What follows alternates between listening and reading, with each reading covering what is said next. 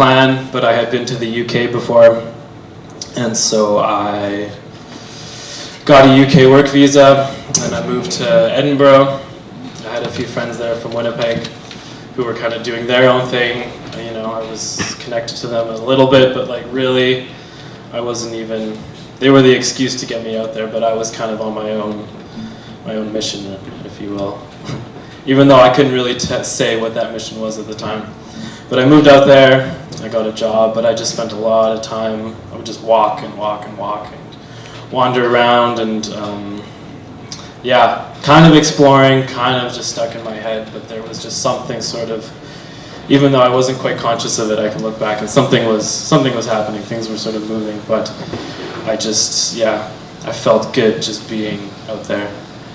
And so I spent a while out there, and then my plan, or my hope was always sort of to move down to London, which is what I did. Sort of this big city, this giant metropolis, kind of being lost in a huge city with all sorts of people from all over the world was really, really appealing to me, and that sort of represented freedom in a way. And so I moved down there, and yeah, I had a few vague connections again, but nothing really set up in terms of friends or job or anything, but it was just what I felt like I needed to do. And I went to view a bunch of houses, and I saw one that looked all right. And then a week or two later, I actually moved in, and it had not been cleaned probably since I moved in, and it was filthy, and there were bugs and bodily fluids on the floor, and I was like, what the hell? And I remember very vividly one night just sort of sitting in that room, completely broke. I think I was drunk by myself, no friends really, no one to really ask for help, going, I need to get a job, I need to sort of like move here. And I can look back on that moment and go like, why on earth was that the best I could do? Why did that seem like where I needed to be? But at the time there was zero ounce of me that thought, oh, maybe I could just go back to Winnipeg, maybe I can, you know, reach out to people. And that was just what I needed to do.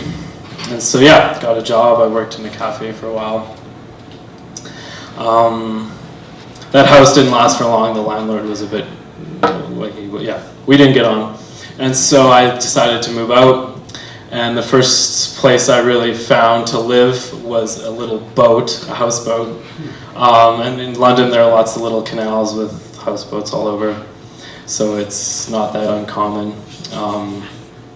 This boat I was living on was tiny though, I couldn't even stand up on it. It's probably like maybe half the size of the stage. And a few friends who saw it called it a floating dumpster. And like there were tarps on the roof. When it rained, my bed would get wet, and there's mold on the walls, slugs everywhere. And I mention these details not to sort of paint this like extreme picture of squalor, but just again, like I look back and go, why was that the best I could do? But at the time it was, and that was just where I needed to be.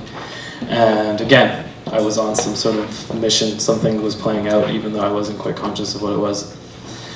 And so, yeah, I would sit a lot, I would just spend a lot of time alone on that boat and try to write, try to make music, try to sort of flow and connect with myself, and I couldn't really do it, and I would just push and push, but yeah. My first real social circle out there was through a connection I had made in another trip out there. It was sort of a community built around a night shelter for homeless asylum seekers. And so I would wash dishes with these people and cook and hang out and sort of, and I remember seeing a lot of these people and going like, he's run away from war or whatever, his parents were killed, or, you know, like these extreme stories of like, stories you hear on the news. And they are homeless waiting for the visa that I could just so easily get. And I remember thinking that rationally, sort of like, okay, Thomas, you can, you've got it pretty well here, like, cheer up, it's okay. And I remember sort of like the formula of like how good I had it, how bad they had it, trying to make that sort of click, and I just couldn't.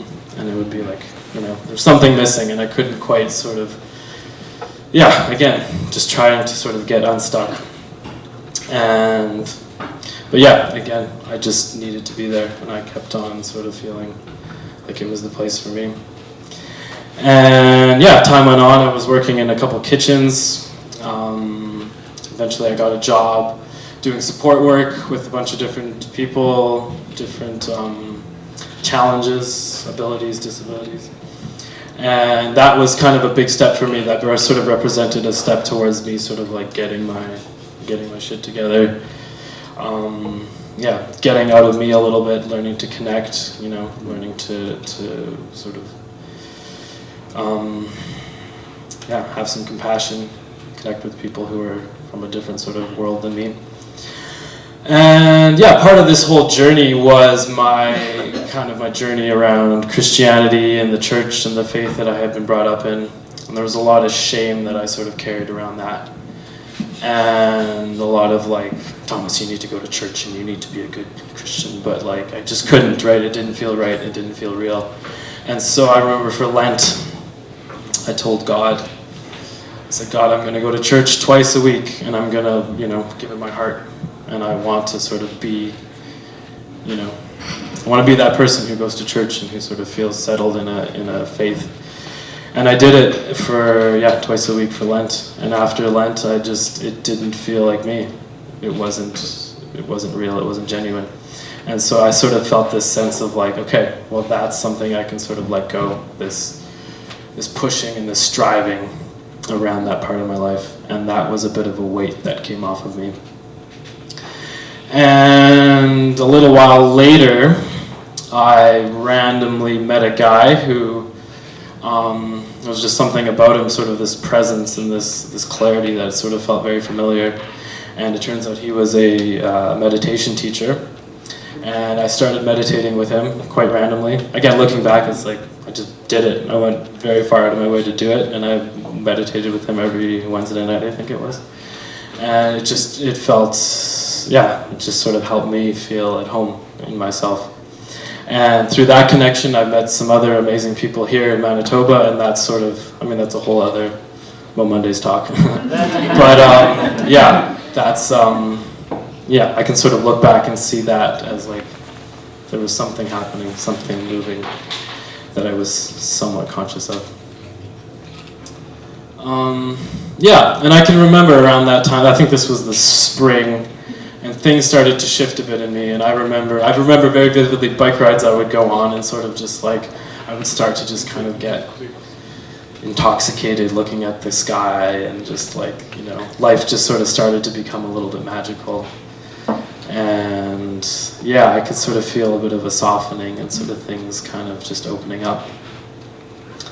And and I sort of started to feel more settled, and also at the same time, the questions of like, well, why am I actually here, right? Am I running away from something? Am I running to something? Am I free out here in this giant city with a bunch of other people who are lost and searching, right? Or am I sort of, cut off from family and friends back home who I really need to be in touch with? And that was something that kind of kept on coming to me, and I was sort of, playing with that a little bit. And the summer went by, and I kind of, made more connections, and sort of, looking back, things were just happening. There is the sense now looking back of some sort of mission or plan or something. I think I've said this already, but something I wasn't quite in touch with, but like I knew it was there and I knew I needed to be there. But all of a sudden I started to go, I don't need to be here anymore. A sense of completion kind of came to me. And I came back home. And I think I was out there for about 1.5 years in total. And I came home, and life has been quite interesting, continues to be interesting, and things coming up. Lots of new things coming up. And and so I'm going back to school in the fall, and in the last sort of half year of my life has become more and more busy and more connected with people, and I have less and less free time. But I still feel a sense of freedom that I didn't have when I was able to just run away halfway across the world with 0 obligations and 0 connections. And that is something interesting to contemplate. And that's all I got.